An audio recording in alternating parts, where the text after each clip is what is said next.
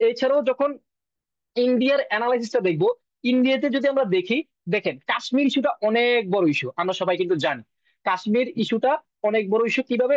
তখন কাশ্মীর ইস্যুটা প্রায় আমার একজ্যাক্ট সালটা মনে নেই, 1960 বা 70-এর দিকে, ওই সময় কিন্তু এটা বিশেষ অবস্থান হিসাবে রেকগনাইজড ছিল ইন্ডিয়াতে। হ্যাঁ, তো বিশেষ ইন্ডিয়াতে যখন বিশেষ স্টেট হিসেবে অবস্থান ছিল, একটা সময় গিয়ে ইন্ডিয়া সরাসরি আলোচনায় না বসে ঘোষণা করে বসলো যে কাশ্মীর হচ্ছে আমাদের স্টেট।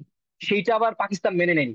কারণ পাকিস্তান চাচ্ছিল জাতিসংঘ অনুযায়ী যে ওই যে সেটা গণভোট হোক, একটা মতামত নেওয়া হোক, মতামত নেওয়ার ভিত্তিতে যদি ওই কাশ্মীর, যদি কাশ্মীরের মানুষ যে দেশের সাথে যুক্ত হতে চায় বা তারা যদি আলাদা থাকতে চায়, তাদেরকে ওই রাইটস দেওয়া হবে। কিন্তু ভারত এটা মেনে নেয় নাই।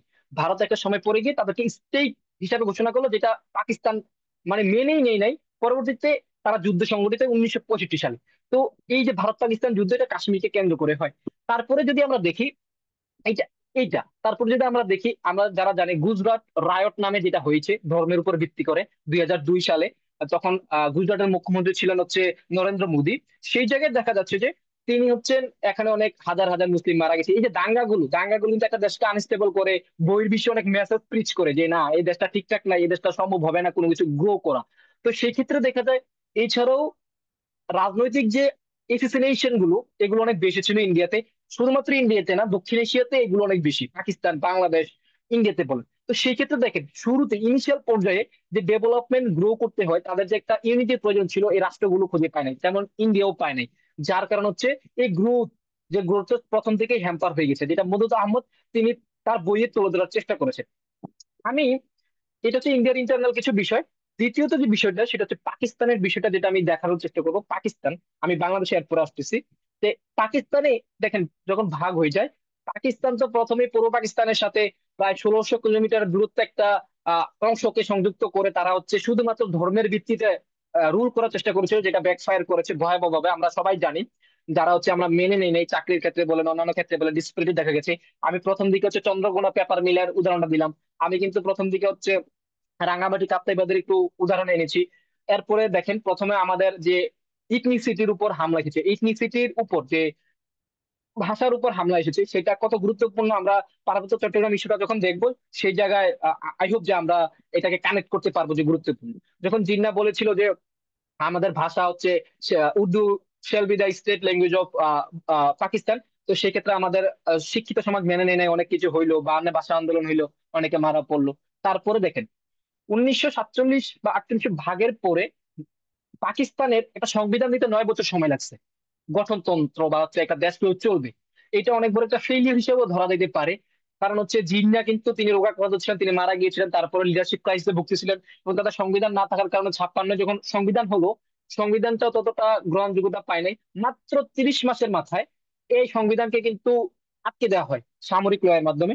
তারপরে কিন্তু আইয়ুব খান ক্ষমতায় আসেন।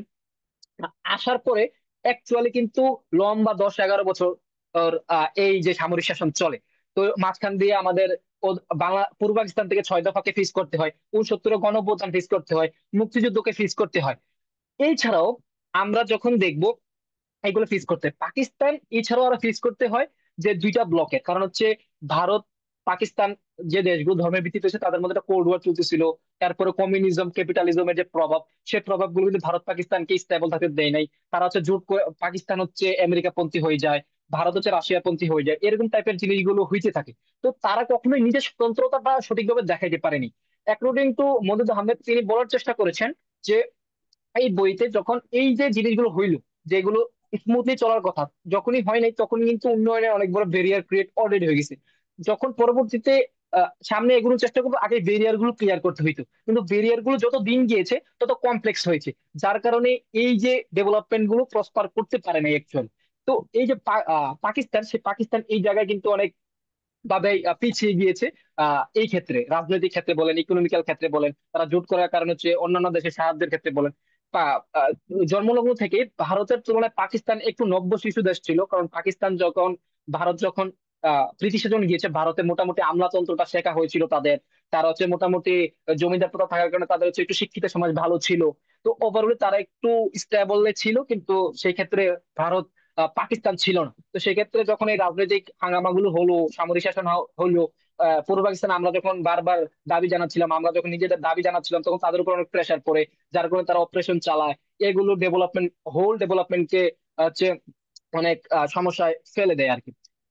যে লাস্ট আমাদের এই বইয়ের যে মেজর জিনিস, বাংলাদেশ, আর আমি আলোচনাটা বাংলাদেশকে কেন্দ্র করে করবো, এবং মজিদ আহমদ বাংলাদেশকে কেন্দ্র করেই করেছেন। তো বাংলাদেশে কি হয়েছে সেটা আমাদের একটু দেখা প্রয়োজন। যে যখন বাংলাদেশ পাকিস্তানের অংশ ছিল হচ্ছে দেশভাগের পর থেকে, তখন কিন্তু অনেক কিছু হইলো, যেটা বললাম 52, 54 যুক্তফ্রন্ট আন্দোলন, তারপর হচ্ছে 58 হচ্ছে সামরিক শাসন, তারপর হচ্ছে 66 হচ্ছে 6 দফা, 69 গণঅভ্যুত্থান, 70 মুক্তিযুদ্ধ। এই জিনিসগুলো খুবই কমন। এই জিনিসগুলো ফেস করতে হয়েছে আহ, যখন আমরা অবিভক্ত পাকিস্তানের অংশ ছিলাম, রাইট? কিন্তু 71-এর পরে কি হইতো সেটা হচ্ছে সবচেয়ে বড় প্রশ্ন। কারণ হচ্ছে আমরা আগে কি করেছি সেটা বিষয় না, 71-এর পর আমরা স্বাধীন দেশ হিসেবে উঠেছি, আমাদের গ্রো করার কথা ছিল, আমরা অনেক বেশি এগিয়ে যাওয়ার কথা ছিল, আমরা কেন পারিনি? সেটা অনেক বড় কনসার্ন। তো সেটার জায়গায় লিখেছেন। দেখেন, এই বইতে যেটা বলা হয়েছে যে যখন শেখ মুজিবুর রহমান দেশে বা 10 জানুয়ারি প্রত্যাবর্তন করলেন দেশে, এসেই হইলেন তিনি প্রধানমন্ত্রী, দেশ সব ঠিকঠাক ছিল, কিন্তু অনেক কিছু অ্যারাইজ হয়তো তৎকালীন সময় নেপোটিজম বলেন, দুর্নীতি বলেন, অনেক কিছু হয়। এবং আমাদের শিক্ষা দীক্ষার দিক থেকে যেহেতু আমরা পিছিয়ে ছিলাম, আমাদের দক্ষ সংখ্যার অভাব ছিল, বিউরোক্রেসির দিক থেকে, আমলাতন্ত্রের দিক থেকে আমরা অনেক পেছানো ছিলাম। তো সেই জায়গায় দেখা যায় যে আমরা যারা এই বাংলাদেশকে আহ গ্রো করার জন্য যে ইনিশিয়াল পর্যায়ে ছিল, সেই পর্যায়ে একটা ভালো লিডারশিপের প্রয়োজন ছিল। এই লিডারশিপটা শেখ মুজিবুর চাইলে দিতেও পারতেন, এটা অনেক তর্ক বিতর্কের ব্যাপার, কিন্তু সেটা হয়ে ওঠেনি। যখন 73-এ রিগ নির্বাচন হইলো, 74-এ দুর্ভিক্ষ হইলো, 75-এ তো হচ্ছে কূপের মাধ্যমে শেখ মুজিবুর রহমানকে নামিয়ে দেওয়া হইলো। দেখেন, শুরুতেই আমাদের দেশে আনস্টেবল, পাকিস্তানে যেমন দেখেছি, ভারতে যেমন দেখেছি, ঠিক তেমন কিন্তু বাংলাদেশে আনস্টেবল অবস্থা হয়েছে, তাই না? তো আনস্টেবল অবস্থা হইতে আমাদের ইনিশিয়াল যে শুরুটা, তখন কিন্তু প্রপারলি টেক অফ করতে পারিনি আমাদের। আমরা টেক অফ যদি করতে পারতাম, আমরা হয়তো বা ফ্লারিশ করতে পারতাম, করতে পারিনি। তারপরে দেখেন, তৎকালীন সময় হচ্ছে খন্দকার মুস্তাক বসলেন, তারপর হচ্ছে আবার হচ্ছে জেনারেল জিয়া বসলেন, তিনি আসার পরে হচ্ছে 78-এ একটা গণনির্বাচন, গণভোট করলেন, করে তিনি হচ্ছে রাষ্ট্রপতি ঘোষণা করলেন। তারপরে বিএনপির জন্ম হইলো। কিন্তু দেখা গেল তিনিও একটু ডেভেলপমেন্ট দিকে চিন্তা করেছেন, যে খাল কাটা প্রকল্প বা চীন ভিজিট, এগুলো করে তিনি অনেক কিছু করার চেষ্টা করেছেন। তিনি আর একটা সমস্যার জন্ম দিয়েছেন, স্যাটেলার সমস্যা। এগুলো আমরা আলোচনা আসবো, আমি জাস্ট একটু ক্রোনোলজিটা বলে যাচ্ছি যে এগুলো কি হয়েছে। তো 81-র দিকে, আহ 30 মে 1981-তে জিয়াউর রহমান অ্যাসাসিনেট হন সার্কিট হাউস চট্টগ্রামে, এবং তার দ্বারা তারপরে হচ্ছে খন্দকার এক্স্যাক্টলি হচ্ছে, তারপরে হচ্ছে একজন বসলেন, তারপরে আসলেন হচ্ছে এরশাদ।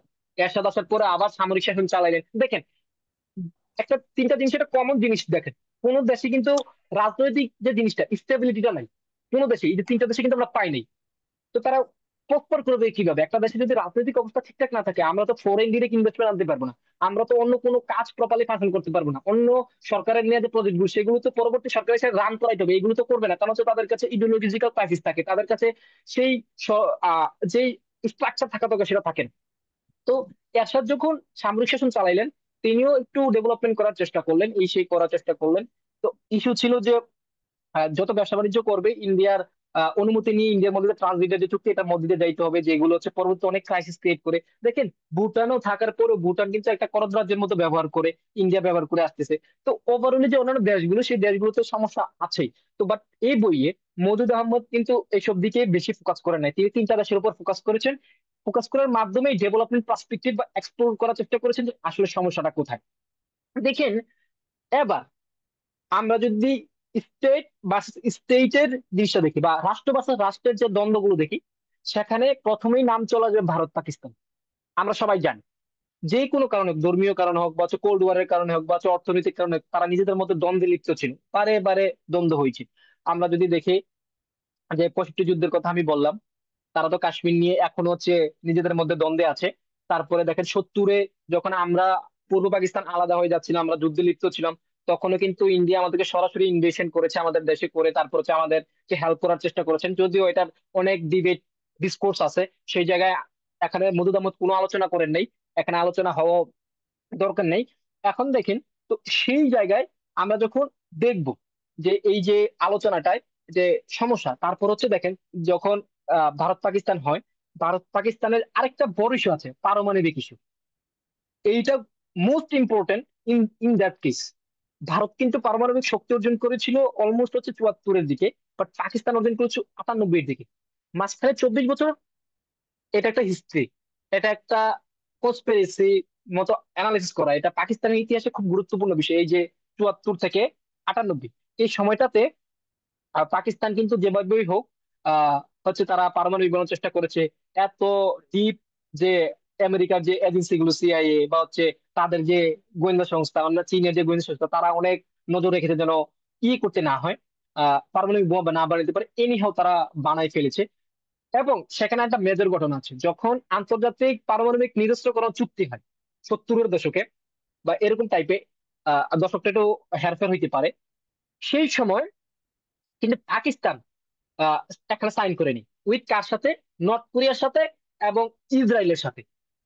তখন কিন্তু তারা একটা মেসেজ থ্রো করে সবাইকে, আমরা এত সহজ না, আমরা কিছু না কিছু বানাবোই। তো সেই ক্ষেত্রে যখনই বুঝতে পারতো, তখন 98 গিয়ে বানিয়েছে অলরেডি তারা।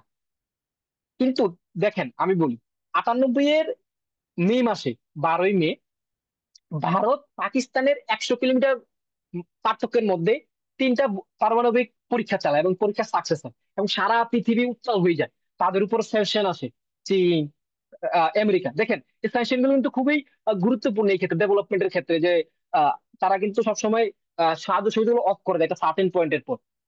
মাত্র 15 দিনের মাথায় পাকিস্তান তাদের পারমাণবিক অস্ত্র পরীক্ষা চালায় বেলুচিস্তানে। And it creates a chaos in this world, মানে পুরো বিশ্বে chaos সৃষ্টি করে ফেলে যে পাকিস্তান কিভাবে পারে।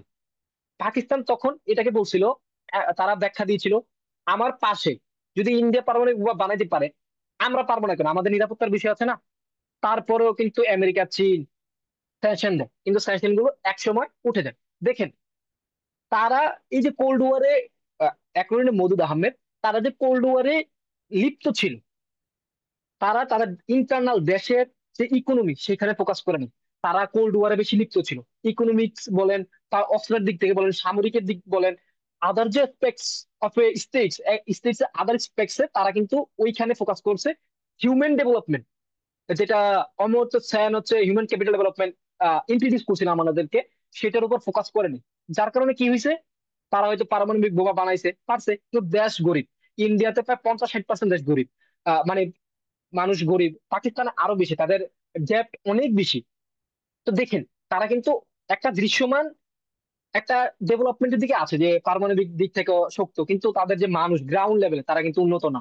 তো একটা দেশে যদি গ্রাউন্ড ইকোনমি উন্নত না থাকে, তাদের যদি ন্যাশনাল ইকোনমি ঠিকঠাক না থাকে, একটা দেশ তো প্রস্পার করবে না। মদদ আহমেদ সেই জায়গায় প্রশ্নটা থ্রো করেছেন। তিনি বলার চেষ্টা করেছেন, এখানে যেহেতু এখানে যেহেতু তারা শুধুমাত্র অন্যান্য দিকগুলো দেখতেছে, হিউম্যানের দিক দেখতেছে না, তারা তো হবে না, সফল হইতে পারবে না। সেই জায়গায় দেখেন অনেক বড় সমস্যা ভারত পাকিস্তান ইস্যুটা, কিভাবে ডেভেলপমেন্টকে কানেক্ট করে, যে ডেভেলপমেন্টকে কিভাবে হিন্ডার করে, তাই না? এবার দেখেন এরপরে আমি যেটা বলবো সেটা হচ্ছে, তাদের মধ্যে যে ধর্মীয় ব্যারিয়ার, সে ব্যারিয়ার তারা কিন্তু একসাথে কাজ করে না। সেটা আমি স্যারকে আলোচনা করব, যে স্যারকের জায়গাটায় আমরা স্যারকের আলোচনাটা দেখার চেষ্টা করব, যে কিভাবে হচ্ছে এই যে জোট গঠন করে আমরা ন্যাটোর মতো, তারপর হচ্ছে অন্যান্য জোটের মতো আমরা কেন গ্রো করতে পারিনি, সেই জায়গাটা আমরা দেখবো। তারপর যদি রাষ্ট্র হিসাবে আসি, তাহলে ভারত পাকিস্তান গেল, সেদিকে বাংলাদেশ পাকিস্তান, এটা এজ এ বাংলাদেশি আমরা অলমোস্ট সবাই জানি। মজিদ আহমেদ একদম কমন যে এগুলো এগুলো নিয়েই অ্যানালাইসিস করেছেন, এবং বলেছেন যে আমাদের এই যে ইস্যুগুলো, যে ধর্মের দিক থেকে বা হচ্ছে ভাষার দিক থেকে বা হচ্ছে আদার যে অ্যাসপেক্টস, লাইক হচ্ছে যে অর্থনৈতিক দিক থেকে, চাকরির দিক থেকে, যখন আমরা পিছিয়ে পড়ছি, আমাদের একটা বিদ্রুপ চলে আসছে তাদের প্রতি, তাদেরকে আমরা বিশ্বাস করি না। আমরা তখন নাকি ওনার ভাষার মধ্যে বলার চেষ্টা হয়েছে যে, বা আমাদের ভীষণ এমন দাঁড়িয়েছে যে পাকিস্তানের প্রতি, তারা তো ধর্মে দিয়ে লাভ হবে না, আমরা যদি ঠিক মতো খাইতে না পারি, ঠিক মতো চাকরি না পাই, সবকিছু ঠিকঠাক মতো না হয়, তাহলে আমাদের কি হবে, আমাদের যদি ভাষা ঠিক না থাকে।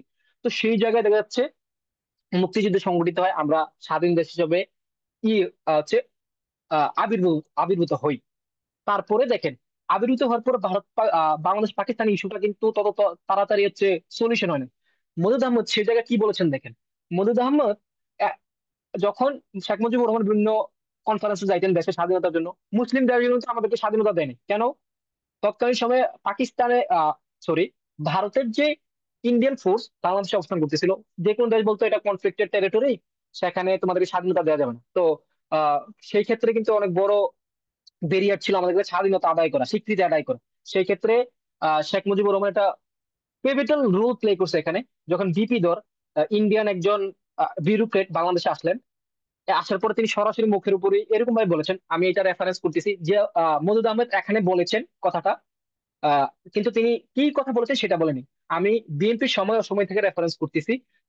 মহিউদ্দিন আহমেদ যিনি লিখেছেন, বলতেছেন যে তিনি বিপিধরকে বলেছেন, আপনি এসেছেন আমার সাথে দেখা সাক্ষাৎ করেন, ইলিশ খান কয়েকদিন থাকেন, তারপরে আপনার সৈন্য নিয়ে চলে যান, কবে ফিরবেন সৈন্য নিয়ে।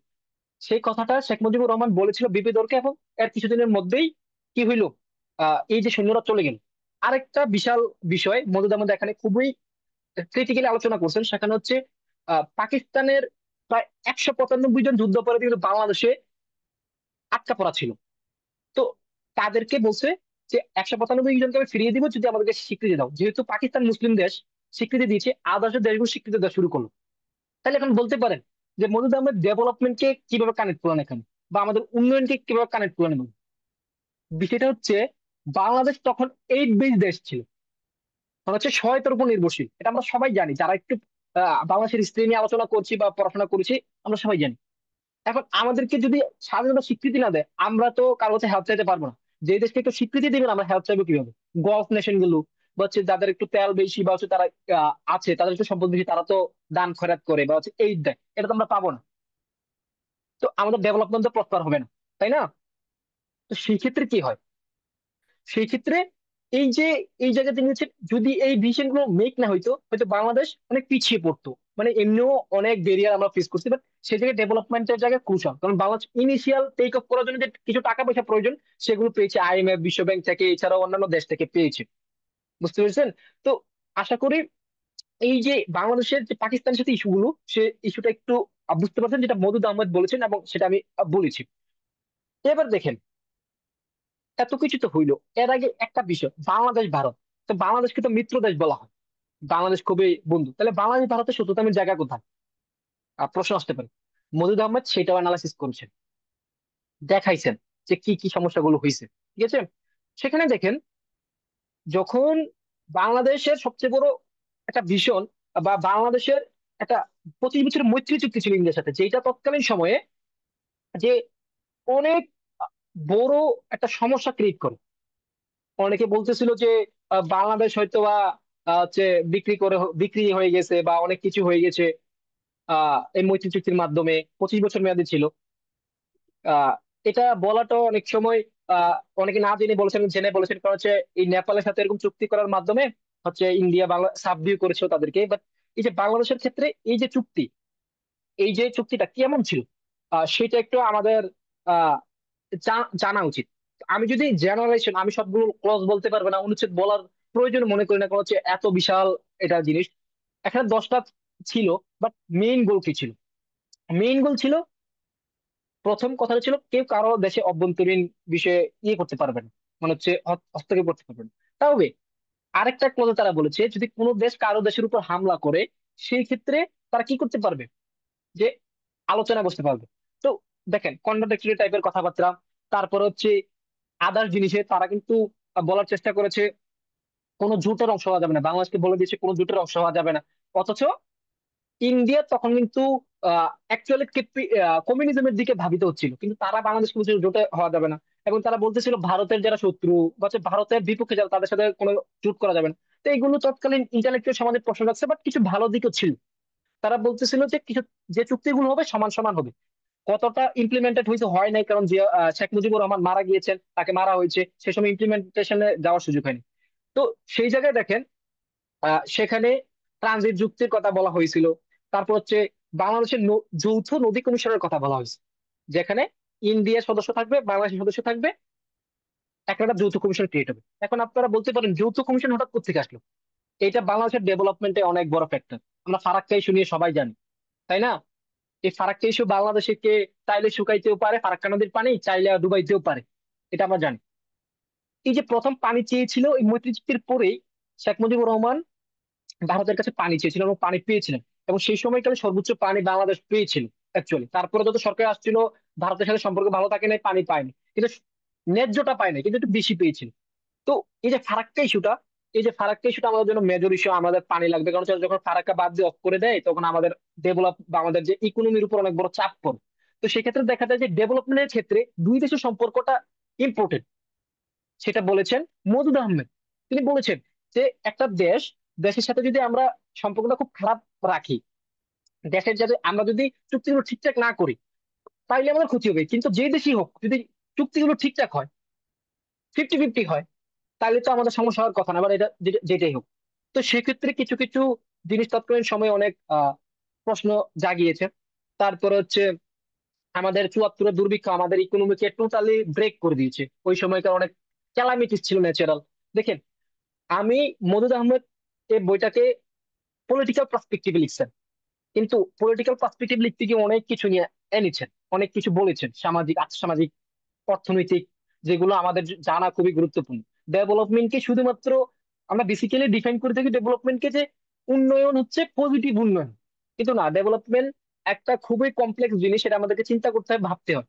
তো যে এই যে মদুদ আহমেদ সেটা দেখানোর চেষ্টা করেছেন যে বাংলাদেশ, পাকিস্তান, ভারত কেন ফ্লারিশ করতে পারেনি, বাংলাদেশ স্পেশালি বাংলাদেশ কেন করতে পারেনি, তাই না? তো সেই জায়গায় আমি দেখানোর চেষ্টা করছি স্টেট ভার্সেস স্টেটের সমস্যাগুলো কোথায়। এবার দেখেন, স্যার, এইটা গুরুত্বপূর্ণ।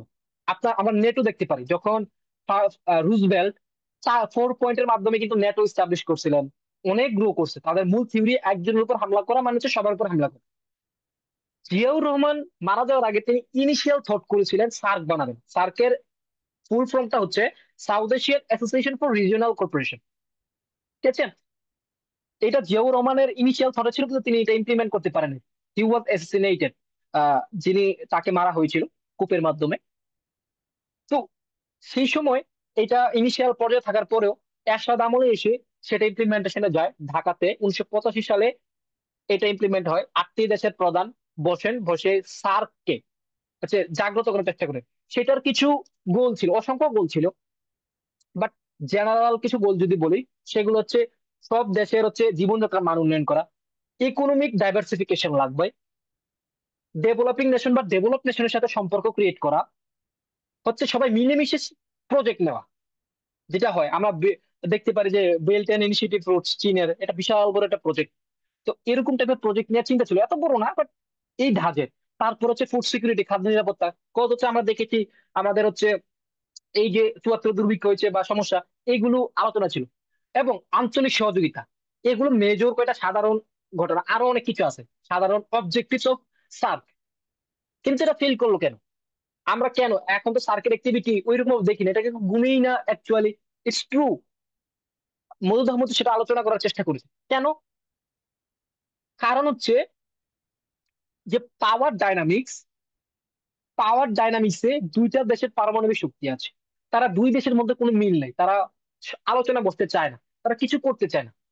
যারা এক্সপেক্ট করে বাংলাদেশ, ভুটান, নেপাল, তারা এক্সপেক্ট করে যে আমাদেরকে লিড করবে কোন দেশ, এই লিডার নাই। কারণ কি? তারা একত্রিত ভাবে কিছু করতে পারে না। পাকিস্তান, ইন্ডিয়া, তারা নিজেদের মধ্যে কোলিশনে লিপ্ত থাকে, যার কারণে এটা প্রপারলি ফেল করে। লিডারশিপ সবচেয়ে বড় রিজন হচ্ছে লিডারশিপ, পলিটিক্যাল হচ্ছে আনস্টেবল থাকার কারণে পলিটিক্যালি। এছাড়াও আরো কি ইন্টারন্যাশনালি ফ্যাক্ট হিসাবে যে কোনো দেশে যদি হয়, নর্মালি হচ্ছে আদার্স, যারা হচ্ছে ইউরোপীয় বলে, অন্যান্য দেশগুলো বলেন, এই দেশগুলো কোনো জোটকে শক্ত হতে দেয় না অ্যাকচুয়ালি। আরেকটা বিষয় আছে, এমন যদি হইতো দক্ষিণ এশিয়ার সব দেশ যে কোনো এক ব্লকের, হয় ক্যাপিটালিস্ট ব্লকের, হয় কমিউনিজম ব্লকের, তাইলে এই জোট দাঁড়াইতে পারত। কিন্তু পাকিস্তান আমেরিকাপন্থী, মানে এখন ডিফারেন্ট পার্সপেক্টিভ দেখায়। তৎকালীন সময়ে রাশিয়া ছিল একটু রাশিয়াপন্থী ছিল হচ্ছে ভারত, বা তো বাংলাদেশ ছিল জোট নিরপেক্ষ। এই যে তাদের ইডিওলজিক্যাল জিনিস, সেই জিনিসগুলো অনেক বড় ফ্যাক্ট, তাই না? লিডারশিপ পাচ্ছে না, তাদের ইডিওলজি মিলতেছে না, তাহলে তারা কেমনে গ্রো করবে? তারা একটা ফাইনাল প্রিন্সিপালে আসতে পারে নাই। ফাইনাল প্রিন্সিপালে যখনই আসতে পারে নাই, তখনই সার্ক ফেল করে গেছে। সার্ক যখন ফেল করে গেছে, ইন্টার কানেক্টিভিটিটা, যেটা এই যে দেশগুলোর মধ্যে হওয়ার কথা ছিল, সেটা আর হয়ে ওঠেনি। হয়ে না ওঠার কারণে কি হয়েছে? এই যে ডেভেলপমেন্ট বা হচ্ছে আমাদের যে প্রজেক্ট নেওয়ার কথা ছিল, কিছু হওয়ার কথা ছিল, সেগুলো আর হয়ে ওঠে নাই। It is very sad to see যে আমাদের এই যে জোটটা যদি প্রপারলি ফাংশন করতো, আমাদের দেশে যে আন্তর্জাতিক আমাদের যে রিজিওনাল বাণিজ্য অনেক ফ্লারিশ করতো, আমরা হয়তো বা অনেক ভালো কিছু করতে পারতাম, জীবনযাত্রার মান উন্নত হইতো, নিজেদের মধ্যে ব্যবসা বাণিজ্য হইতো। এবার এই জায়গায় করছে দেখেন। এছাড়াও আমরা বাংলাদেশ যেমন, আরেকটা জিনিস, নেপাল একটা সময় বাংলাদেশের সাথেও চুক্তি করতে চেয়েছিল, মানে হচ্ছে সরাসরি বিজনেস করতে চেয়েছিল ইন্ডিয়ার উপর দিয়ে, ইন্ডিয়া এই অনুমতি দেয়নি। এই যে দেখেন এই যে কালেকটিভ গ্রোথের জায়গা থেকে তারা কি করতে চায় নাই, ফ্লারিশ করতে চায় নাই, তারা নিজেদেরকে একবার এগিয়ে নিতে চায় না। যার কারণে এটা ফেল করছে সার্ক। সার্ক ফেল করা সাউথ এশিয়ান বা দক্ষিণ এশিয়ার ক্ষেত্রে অনেক অনেক অনেক বেশি ইম্প্যাক্টফুল একটা জিনিস। কারণ হচ্ছে এটা যদি ফ্লারিশ করতো, আমরা একটা শক্ত জোট হইতাম, আমাদের এক ইকোনমি শক্ত হইতো, নিজেদের মধ্যে নির্ভরতা বাড়তো, নিজেরা নিজেরা সবকিছু করতে পারতাম, অতিরিক্ত ডিপেন্ডেন্সি থাকতো না, তাই না? তো সেই ক্ষেত্রে সার্ক ফেল করার কারণে আমাদের ডেভেলপমেন্ট অনেক হ্যাম্পার হয়েছে, যেটা মদুদ আহমদ বলেছেন। দেখেন, এইটা হচ্ছে বেসিক আলোচনা। আমার আলোচনা প্রায় শেষ, অনেকক্ষণ হয়ে গিয়েছে। আমি হয়তো বা 10 মিনিট নিব, এরপরে আপনাদের থেকে প্রশ্ন চাইবো। আশা করি বোর হচ্ছে না, সবাই শুনতেছেন। উম, আমরা যদি দেখি যে, এরপরে যদি দেখি যে একেবারে জেনারেলি যে দক্ষিণ এশিয়ার রাষ্ট্র ব্যবস্থা, যেটা আমি বলছিলাম 4 নাম্বার যেটা দেখবো, দক্ষিণ এশিয়ার রাষ্ট্র ব্যবস্থাটা কিভাবে ফাংশন করে। দক্ষিণ এশিয়া আমরা আলোচনা দেখছি কখনোই গণতন্ত্র স্মুথলি চলে না। যদি দক্ষিণ এশিয়ার গণতন্ত্র খুব, নির্বাচন সবচেয়ে বেশি স্মুথলি হয় সেটা হচ্ছে শ্রীলঙ্কায় হয়েছে, অনেকবার হয়েছে। ওই দেশগুলোতে কেমন হয় দেখেন, তারা হচ্ছে democracy to dictatorship, dictatorship to democracy, আপনি মিলাইতে পারেন। ইন্ডিয়াতে আসে না, বিশাল বড় দেশ, ডিক্টেটরশিপ নর্মালি আসে না। পাকিস্তান বাংলাদেশে খুব ফ্রিকুয়েন্টলি দেখা গেছে শুরুর দিকে। তো ইনিশিয়াল টেক অফ গুলো হয় নাই।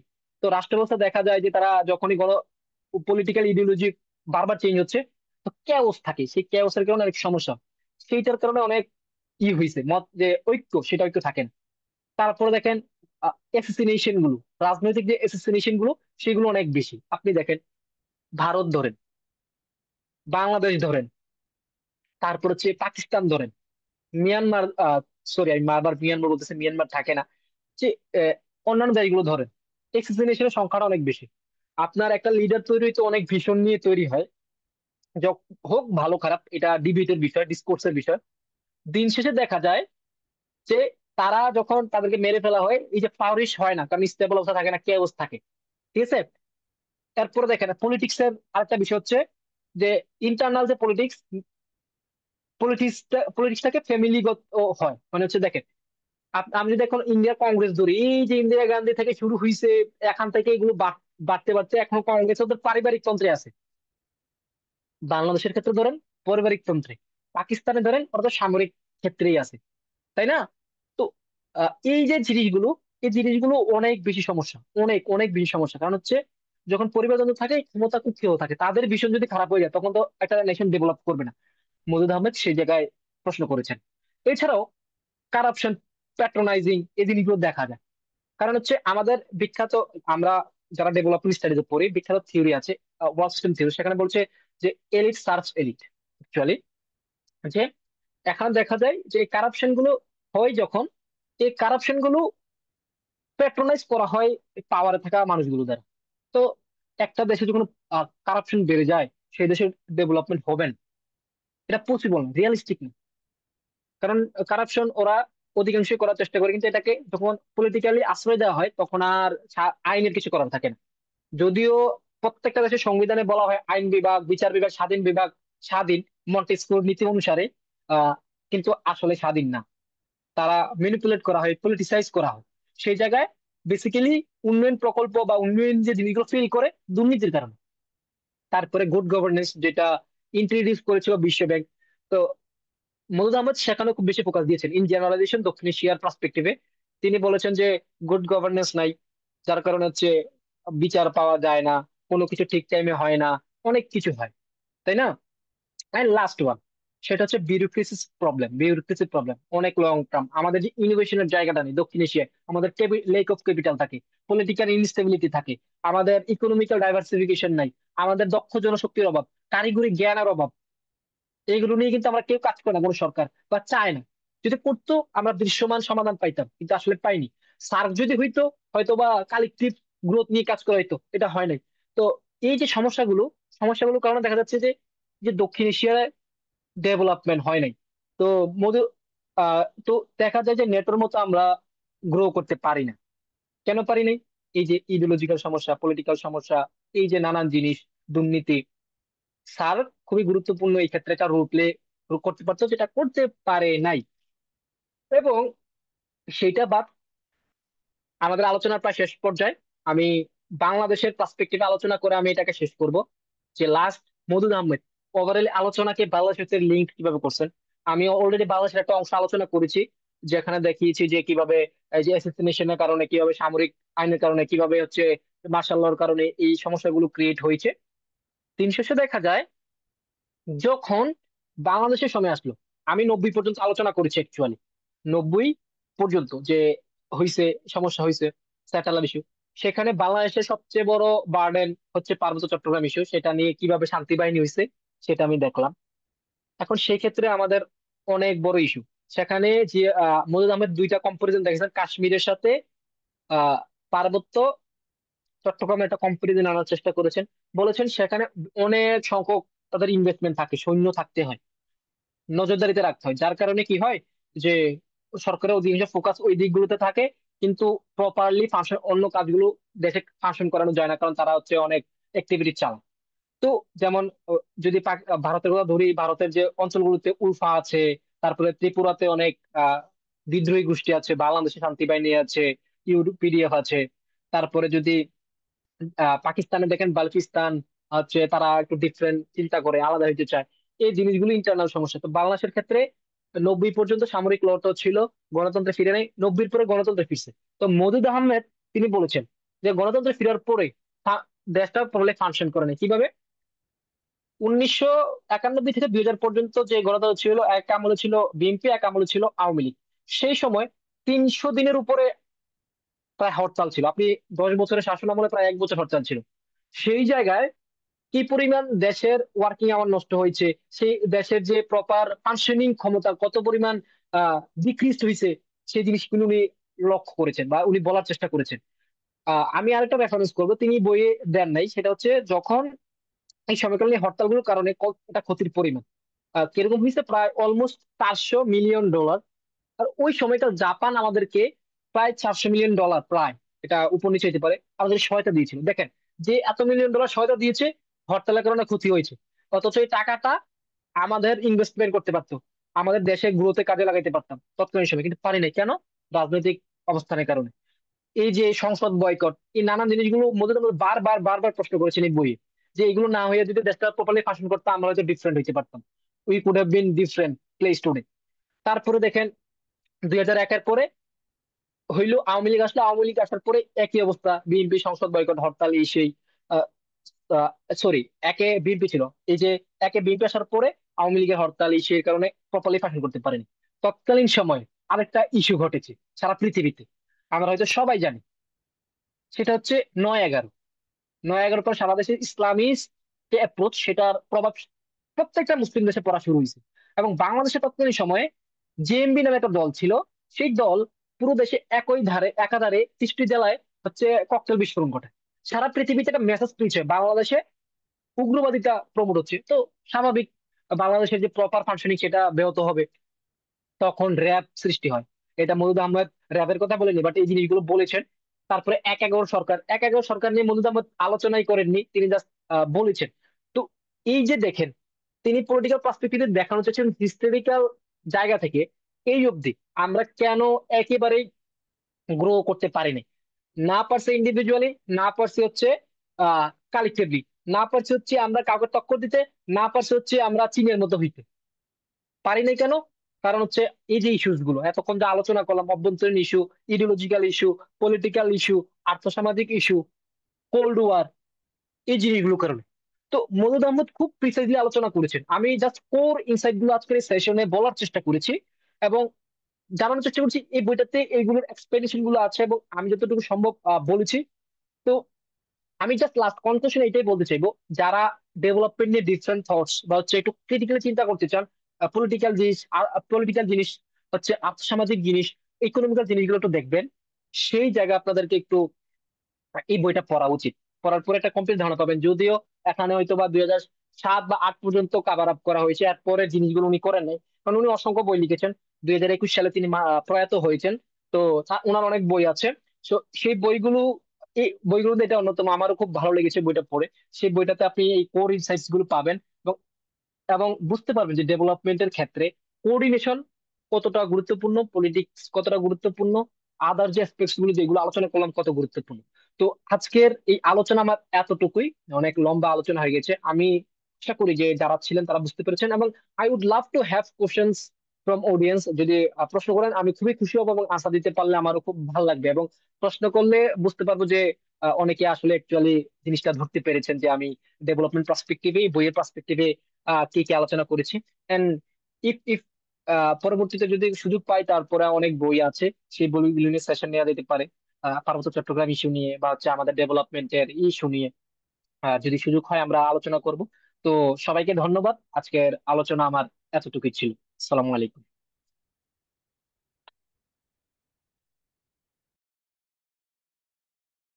ওসমান ভাইয়াকে অসংখ্য অসংখ্য ধন্যবাদ। উনি অসম্ভব সুন্দর ব্যাখ্যা দিয়েছেন বইটার। এবং এরপর আমরা চলে যাব হচ্ছে প্রশ্নোত্তর পর্বে। আহ সবার কাছে অনুরোধ থাকবে যে আপনাদের যে প্রশ্নগুলো রয়েছে সেই প্রশ্নগুলো ইদার আপনারা হচ্ছে চ্যাট বক্সে জানাতে পারেন, অথবা হচ্ছে আপনারা আনমিউট করে প্রশ্নগুলো করতে পারেন। আমরা প্রশ্নগুলো ওসমান ভাইয়ের কাছে পৌঁছে দিব।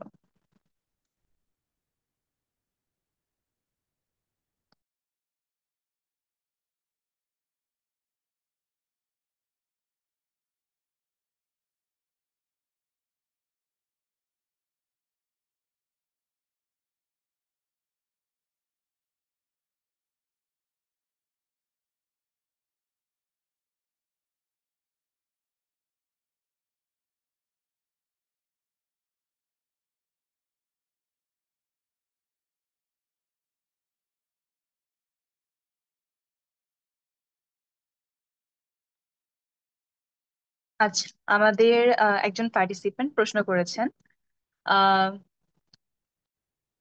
যদি লেখকের বক্তব্য অনুযায়ী নিরাপত্তা সংকট উন্নয়নের বড় বাধা, কিন্তু আমরা যদি দেখি দক্ষিণ কোরিয়া ও তাইওয়ানের মতো দেশ নিরাপত্তা ঝুঁকি থাকা সত্ত্বেও উন্নত হতে পেরেছে, তাহলে এই যুক্তিতে কতটা শক্তিশালী বা বিশ্বাসযোগ্য মনে হয়? আহ ওকে, আমি প্রথম প্রশ্ন দেখতে পেয়েছি। ভাই জন স্নো নামে প্রশ্নটা করেছেন। অ্যাকচুয়ালি দেখেন যে আমরা যদি দেখি, তো ডেভেলপমেন্ট ইস্যুগুলোর ক্ষেত্রে পার্সপেক্টিভ ভিন্ন হইতে পারে স্বাভাবিক। তো নিরাপত্তা ইস্যুটা বিশেষ করে ইনিশিয়াল পর্যায়ে বেশি গুরুত্বপূর্ণ। আমরা যদি দেখি তাইওয়ানের কথা বলেন, তাইওয়ান চিপের ক্ষেত্রে অনেক বেশি ডেভেলপ হয়তো তারা, যাদের কারিগরি শিক্ষা দীক্ষা সেই ক্ষেত্রে দে আর মেসমারাইজিং অ্যাকচুয়ালি। আমি যদি দক্ষিণ কোরিয়ার কথা দেখি, তারা হচ্ছে শিক্ষা দীক্ষায় অনেক আগানো, যদি দক্ষিণ কোরিয়া অনেক ইনফ্লেশন আছে। যেই কথাটা আমি বলতে চাচ্ছি সেই বিষয়টা হচ্ছে যে এটা কতটা শক্তিশালী যেই জায়গার আগে সেটা তিনি বলেছেন। তো আমার পার্সপেক্টিভে সেটা হচ্ছে যে দক্ষিণ কোরিয়া তাইওয়ানের মতো দেশগুলোতে তাদের যে লিডার ছিল, দে ওয়ার ভিশনারি। আমি কিন্তু বারবার বলেছি যে বাংলাদেশে কখনো স্টেবল ছিল না, বারবার এক্সপ্লেনেশন হয়েছে, বারবার ক্ষমতার পরিবর্তন হয়েছে, তাই না? তো যখন ভাই আমি ওনার উদ্দেশ্যে বলতেছি যে যখন এগুলো পরিবর্তন হয়েছে, তখন কিন্তু আর কংক্রিট যে ইডিওলজি বা কংক্রিট যে স্টেবিলিটি সেটা ছিল না। তখন কি হয়েছে, এক সরকার আসছে, আসার পরে এক ফিলোসফি নিয়ে চলছে, আরেক সরকার আসছে আরেক ফিলোসফি নিয়ে চলছে, তারা গ্রোথটা পায়নি। আপনি যে কথাটা বলছেন দক্ষিণ কোরিয়া তাইওয়ানের বিষয়ে দেখবেন, তাদের লিডাররা ছিল বিশনারি, তাদের এত এক্সপ্লেনেশন দেখা যায়নি। তারা স্ট্রং ছিল, আমার দেশটা আমি পাল্টাবো। কিন্তু এই যে দক্ষিণ এশিয়া, একটা নাই, একটাও এরকম নেই। সবাইকে মারে মেরে ফেলা হয়েছে, অথবা তারা ওই ভিশনারি ছিল না। তো সেই ক্ষেত্রে দেখা যায় যে যদি ভিশনারি না থাকতেন তারা একাই করতে পারতেন। আপনি সিঙ্গাপুরের কথা দেখেন, সিঙ্গাপুরের লুকিয়ান, সে একাই দেশটাকে টোটাল চেঞ্জ করছে। কিন্তু আমাদের দেশে এক বা এই তিনটা দেশ বা সাতটা দেশ বা আটটা দেশে ওই ভিশনারি লিডার কি আদৌ ছিল, বা যারা ছিল তারা কি সার্ভাইভ করতে পারছে? তো সেই জন্য তিনি বলছেন উম, যে নিরাপত্তাটা অনেক বড় বিষয়। যদি কালেকটিভলি সার্কের মাধ্যমে কাজ করতো, যদি অ্যাসোসিয়েশন গুলো না হইতো, ঠিকই ফ্লারিশ করতে পারতো। এখন বাংলাদেশে যদি এমন একজন আসতো যে খুবই ভিশনারি, তাকে মারা হয়নি, আমরা কি চেঞ্জ হইতাম না? আই বিলিভ হইতাম। কিন্তু আমরা তো এই সুযোগটা পাইনি। আপনি যখন প্রশ্নটা করেছেন যে দক্ষিণ কোরিয়ার পাইওনের জায়গায় তাদের লিডার গুলো ভিশনারি ছিল, এবং তারা খুব গ্রো করতে পেরেছে, বুঝতে পারছেন? আই হোপ এই জায়গাটায় আমার সাথে কোনো একমত হবেন যে এই যে লিডার গুলো সেইগুলো মানে হচ্ছে তারা গ্রো করতে পারছে, তাদের যে ইডিওলজি সেটাকে খাটাইতে পারছে। আর আমাদের আমাদের মতো উন্নয়নশীল দেশগুলোতে হয় না অ্যাকচুয়ালি। তারাও একসময় গরিব ছিল, কিন্তু তাদের লিডাররা ফ্লারিশ করছিল। তো আশা করি যে উত্তরটা পেয়েছেন যে কেন নিরাপত্তার উপর বেশি ফোকাস দেওয়া হয়েছে। কজ হচ্ছে যে নিরাপত্তাটা বেসিক্যালি ডিপেন্ড করে একজন স্ট্রং লিডারের উপর। স্ট্রং লিডার না থাকলে আমরা ব্যাকফায়ার করব, আমরা কলাপস করে যাবই। সো এটাই, পৃথিবীর যত স্টেট দেখবেন, যত স্ট্রং লিডার ছিল, একাই যথেষ্ট। আপনি দেখেন পৃথিবীর উন্নত দেশ, রাশিয়া, চীন, তাদের কিন্তু এক লিডার আছে, আছে শি জিনপিং ধরেন, ভ্লাদিমির পুতিন ধরেন। হয়তো বা তাদের ফিলোসফি অন্যরকম, ডিক্টেটরশিপ বা হচ্ছে গণতন্ত্র, আপনি যেভাবে ডিফাইন করেন এটা আপনার বিষয়, কিন্তু তারা ভিশনারি। তাদেরকে এক্সিনেট করার ওই যে ইন্টেনশনটা নাই, কিন্তু তারা কাজ করতে পারে, সেজন্য গ্রো করতে পারে। আর জনগণ, তারা হিউম্যান ক্যাপিটাল, তারা রিয়েলিস্টিক ভাবে আমাদের দেশে, আমাদের মতো দেশগুলোতে যদি এমন হয়তো জনগণগুলো বা লিডাররা এরকম হইতো যে তারা ভিশনারি, তাদের মারা হয় নাই, আই হোপ, আমি বিশ্বাস করি বাংলাদেশ গ্রো করতে পারতো। যতই ব্যারিয়ার থাকুক, বা হচ্ছে ইন্ডিয়া পাকিস্তান, তারা গ্রো করতে পারতো, ব্যারিয়ার গুলো কাটায় ওঠা যাইতো। যে এই প্রশ্নটার উত্তর আমার কাছে এতটুকুই। আচ্ছা ভাইয়া, আমরা হচ্ছে নেক্সট প্রশ্নে চলে যাই। এটার উত্তর কি দিয়েছেন কিনা একটু দেখেন। আবার লেখক উন্নয়নের জন্য গণতান্ত্রিক স্থিতিশীলতার উপর জোর দিয়েছেন, অথচ তিনি নিজে এমন সরকারের অংশ ছিলেন যাদের বিরুদ্ধে স্বৈরাচারী শাসনের অভিযোগ ছিল। এই বিষয়টি কিভাবে দেখেন?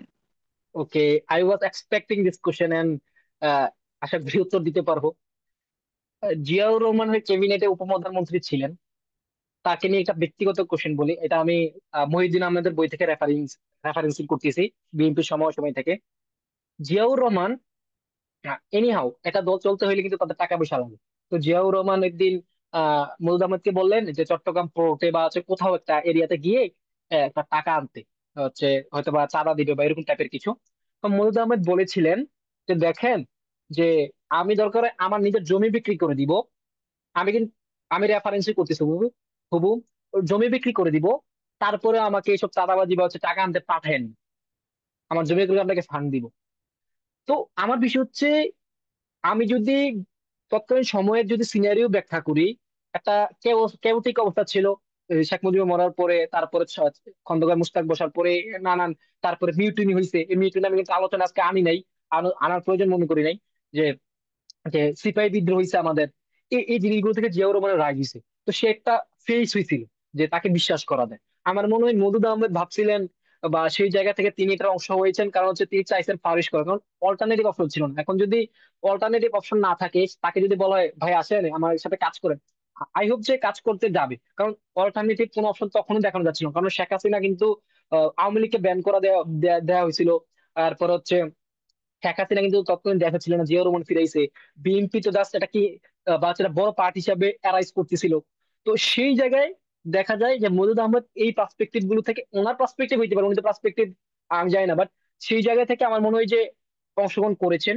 এবং সেই অংশগ্রহণ করাটা আহ আমি ভালো হিসেবে মনে করি, কারণ ওনাদের মতো ইন্টালেকচুয়াল হচ্ছে শিক্ষাবিদ যদি যে কোনো দেশের অংশই হোক, সেই কোনো সেটা গ্রো করবে। এবং আপনি এখন বাংলাদেশেরটা দেখেন, বাংলাদেশে ইন্টারিম সরকার তো অনেক অংশ আছে। তো এখন যদি Maudud Ahmed in that moment তাকে যদি বলা হইতো যে অংশ হবেন কিনা, সে দেখতো যে এটার অ্যারাইজ কেমনে হয়েছে, তাই না? যদি দেখতো যে পজিটিভলি ইন্টারিম সরকার আসছে, তাহলে অংশ হইতে স্বাচ্ছন্দ্য বোধ করতো। তৎকালীন সময় জিয়াউর রহমানের যে অ্যারাইজ বা রাইজকে এটা পজিটিভলি দেখা হচ্ছিল, কারণ দেখা গেছে যে ইনস্টেবিলিটির পরে একটা স্টেবিলিটি আসছিল, তাকে পজিটিভলি দেখা শুরু করতেছিল। তো যেহেতু পজিটিভলি দেখা শুরু করতেছিল, সেই জন্য আহ অংশ হয়েছিলেন। তো গণতন্ত্রের উপর ফোকাস করেছেন, ওনার ফিলোসফি এরকম ছিল। কিন্তু জিয়াউর রহমান কিন্তু গণতন্ত্রে ফিরে গিয়েছিলেন। এটার অ্যানালিসিস অন্যরকম, আপনার ডিবেট ডিসকোর্স আছে, বাট জিয়াউর রহমানও কিন্তু গণতন্ত্রে ফেরার চেষ্টা করেছেন, তিনি মানুষের সাথে মেশার চেষ্টা করেছেন, এইগুলো কিন্তু ছিল। তো হয়তো বা মওদুদ আহমেদ তিনি অংশ থাকার পরও তিনি পরামর্শ বা হচ্ছে নানা ইস্যুর কারণে এটার অংশ হয়েছিলেন, যেন দেশটাকে আসলে হচ্ছে একটা অবদান রাখতে পারেন আর কি। আই হোপ যে উত্তর পেয়েছেন।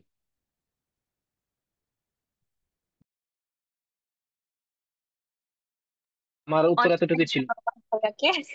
অনেক সুন্দর সুন্দর উত্তর দিয়েছেন ভাইয়া, এবং অসম্ভব যৌক্তিক ছিল উত্তরগুলো। আশা করি আর কারো কোনো প্রশ্ন আছে? একটু দ্রুত জানাতে হবে যেহেতু আমাদের হাতে সময় স্বল্প।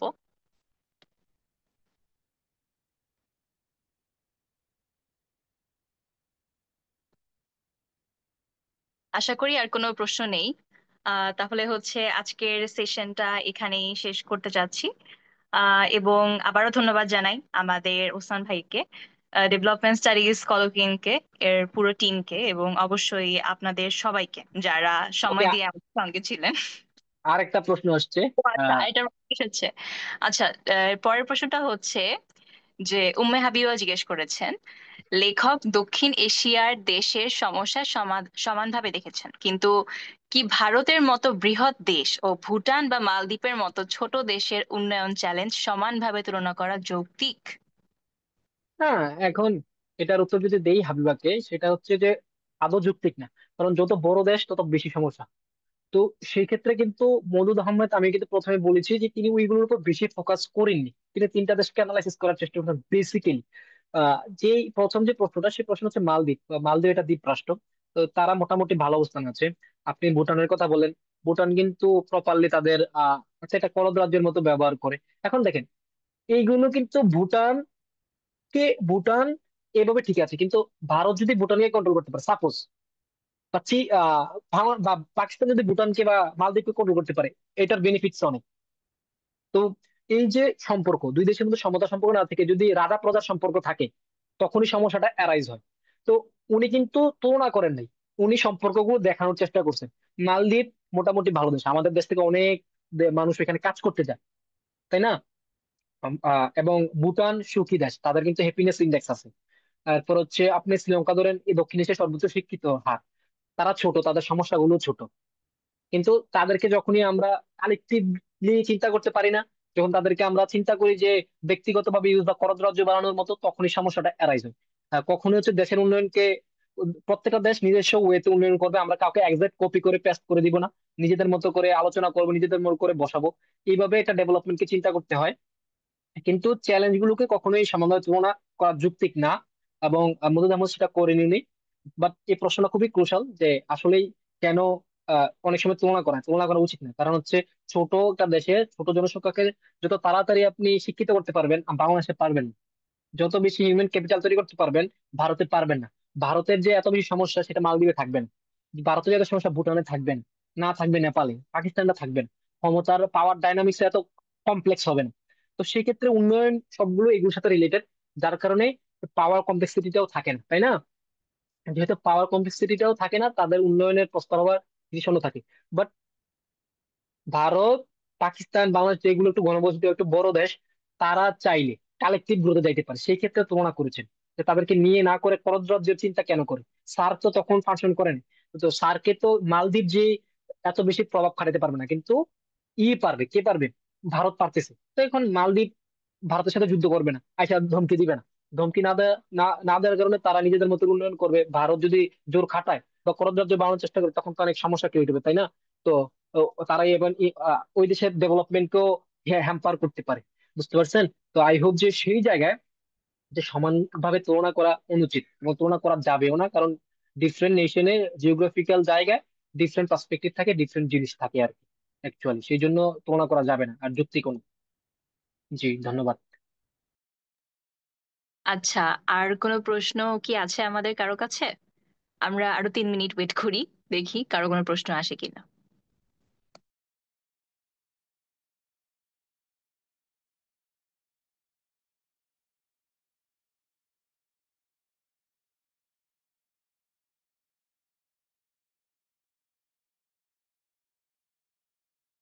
কি, আমার মনে হয় না আর কোনো প্রশ্ন আছে। র্যাপ আপ করতে পারো তাসিন। আচ্ছা, তাহলে হচ্ছে আমরা পুরো বিষয়টাকে এখন একটা সামারিতে নিয়ে আসি। যেহেতু আজকের সেশনটা অনেকটা ইনসাইটফুল ছিল, তো আজকের সেশনের পুরো আলোচনা থেকে ভাইয়াকে রিকোয়েস্ট করব যে 3টা খুবই ইম্পর্টেন্ট লাইন বলা এই বইটার ব্যাপারে, যেটা অ্যাকচুয়ালি পুরো জিনিসটাকে সামারিতে নিয়ে আসবে। আমাদের আরেকটা কাছে প্রশ্ন একটা এসে, প্রশ্ন চলে এসেছে। প্রশ্নটা ওকে। করেছে জন স্নো। আঞ্চলিক সহযোগিতা ও রাজনৈতিক স্থিতিশীলতার মতো সমাধানের কথা বলেছেন, কিন্তু এগুলো তো নতুন কিছু নয়। বছরের পর বছর রাজনৈতিক বক্তৃতাকে এই ধরনের কথা শোনা যায়। বাস্তবায়নের জন্য সুনির্দিষ্ট কৌশল না থাকা কি বইটির সবচেয়ে বড় দুর্বলতা নয়? হ্যাঁ, আহ, ভাই আপনি যে প্রশ্ন করছেন অ্যাবসলিউটলি কারেক্ট। বাট একটা জিনিস খেয়াল করতে হবে, he wasn't A development practitioner. তিনি কিন্তু পলিটিক্যালি বই লিখতে হলেই যে এটা সমাধান দেখাইতে হবে, বা হচ্ছে অ্যাকচুয়ালি সমাধানটাকে করতে হবে, বিষয়টা কিন্তু এমন না অ্যাকচুয়ালি। দেখেন, যখন এই যে বললাম যে কথাগুলো, যে ওরা সমাধান বলবে যে এই জিনিসগুলো বেরিয়ার, এখন এইগুলো কাজ কে করবে? যদি সমাধান কিছু কিছু কথা দেখানোর পরেও সমাধান প্রপারলি না দেখায়, এগুলো পড়াশোনা করবে, বিউরোক্রেট আছে, পলিসি মেকার আছে, তারা এগুলো প্রশ্ন যে রেজ হয়েছে, প্রশ্ন করাটা অনেক বড় প্রশ্ন, মানে এটা তার দক্ষতার বিষয়। প্রশ্ন করছেন, উনি দেখাইছেন, তো এইগুলোর উপর আলোচনা কার হইতে হবে, আলোচনা হবে, আরো ডিবেট হবে, ডিসপুটস হবে, তারা এগুলোকে সমাধানে নিয়ে আসার চেষ্টা করবেন। হ্যাঁ, আপনি ঠিক বলেছেন যে এটার একটা, এই বইয়ের একটা বড় দুর্বলতা হচ্ছে যে একজ্যাক্ট সমাধান দেখায়নি।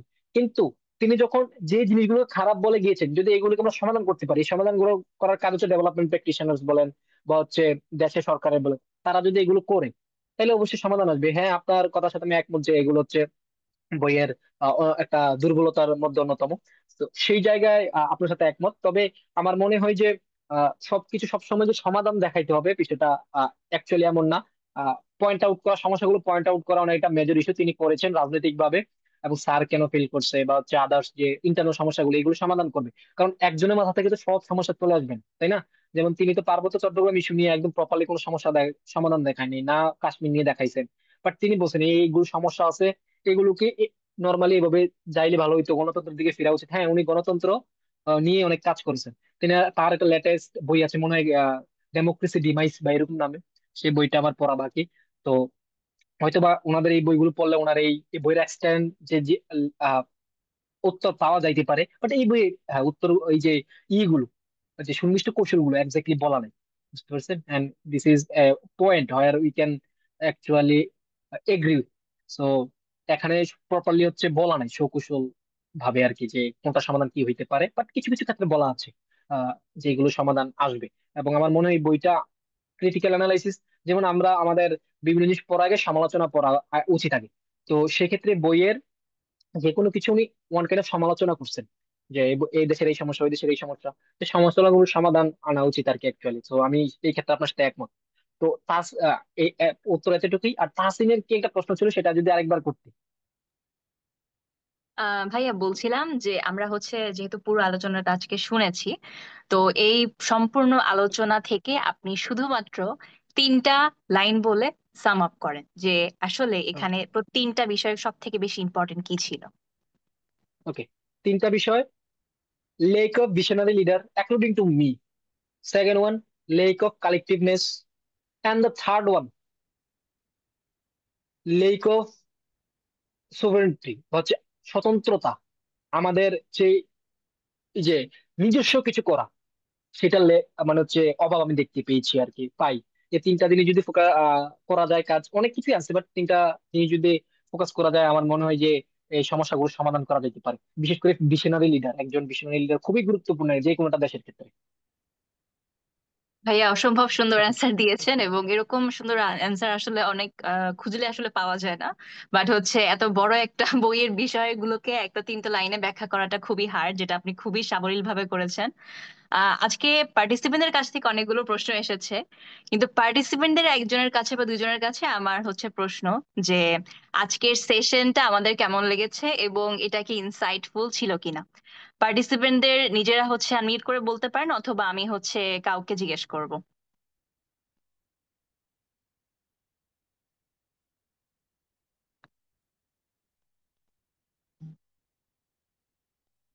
রাশেদ, হাবিবা, আপনারা কি আছেন?